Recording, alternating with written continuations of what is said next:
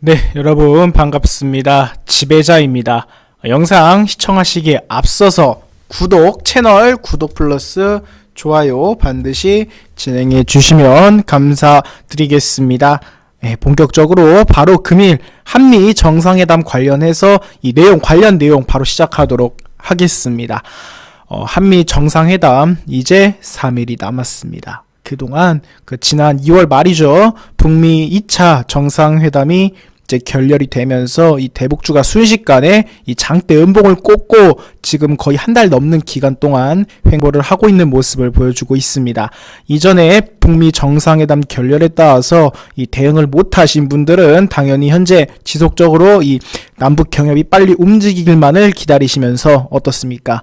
빨리 가기를 좀 기다리고 있는 분들도 계실 거고, 그리고 남북 경협주가 이 추가적인 하락보다는 어느 정도 지지하는 라인대에서 계속 횡보하는 모습을 보여주고 있기 때문에 지금 시점에서도 매수를 하신 분들도 계실 거라고 생각을 합니다.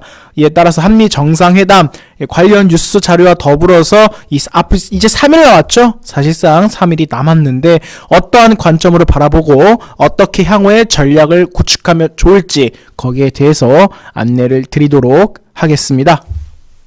자, 우선 저는 자동차 관련주를 한번 면밀히 살펴볼 필요가 있다고 말씀을 드리겠습니다. 가장 중요한 문제인 것 같아요. 이전에도 잘 아시겠지만 이 미중 무역 전쟁이 있어가지고 가장 큰 문제가 됐던 게 바로 관세 폭탄이죠.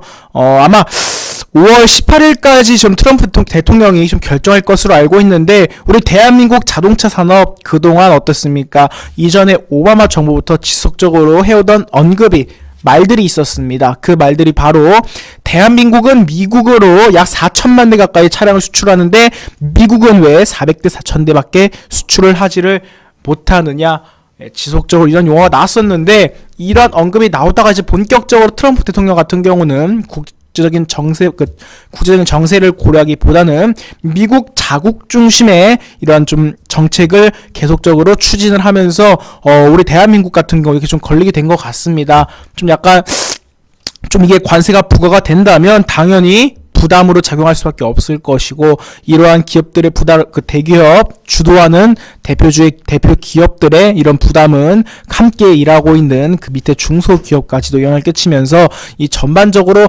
자동차 산업에 어떻게 보면 좀 부담이 좀 갈 수가 있는 이러한 부분이다 해갖고, 이번 한미 정상회담에서 반드시 좀 결정이 됐으면 하는 그런 분야이기도 합니다. 여러분, 이게 제가 이제 대표적으로 현대차 노조에서 좀 언급한 자료를 좀 가지고 왔습니다. 비핵화 의제뿐만 아니라 관세 면제의 의제도 양 정상이 다뤄야 한다고 주장을 하고 있죠. 실무진이 아니라 트럼프 대통령이 사실상 미국의 관세의 결정권을 가진 것으로 판단이 된다고 하고, 이 탑다운 방식, 이 거시경제 측면으로 지금 문제를 해결한다고 좀 강조가 나왔습니다. 맞습니다, 여러분들. 자동차 관세가 부과가 되면 당연히 그 25% 정도 좀 적용이 된다고 나와 있는데, 이 대미 수출 의존도 제가 처음에 말씀드렸죠. 대한민국, 미국에 수출하는 차량 대수가 상당히 압도적입니다.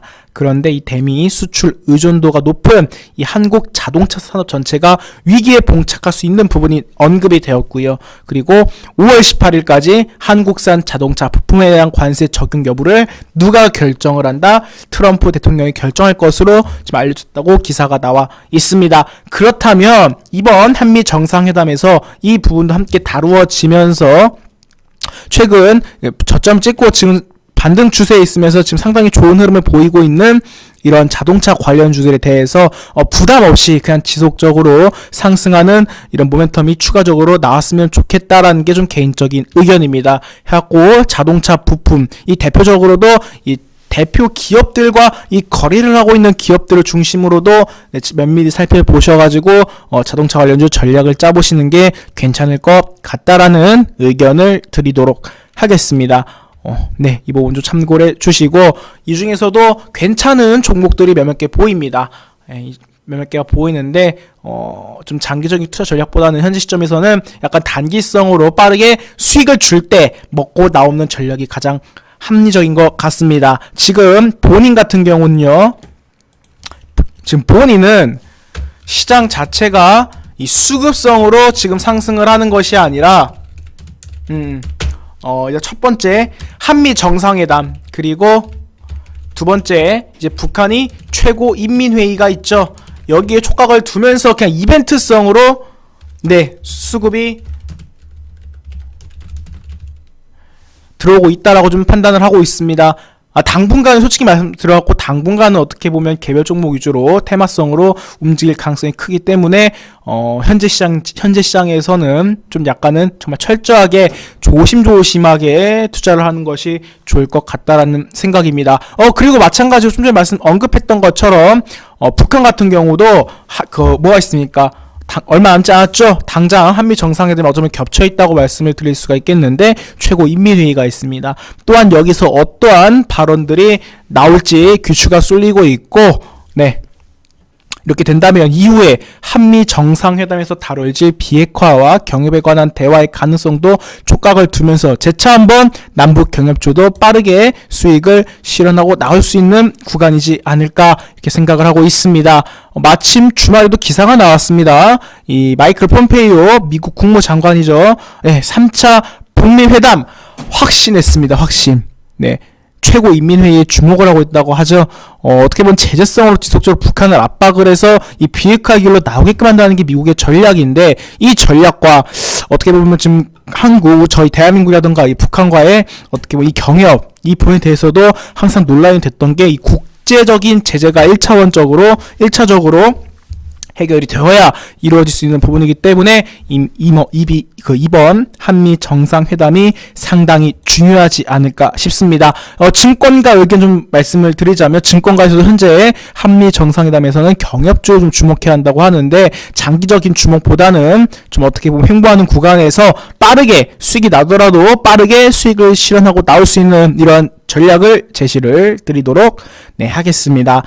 즐거운 하루를 보내시고, 저는 다음 영상에서도 다양하고 알찬 내용으로 다시 오도록 하겠습니다. 감사합니다.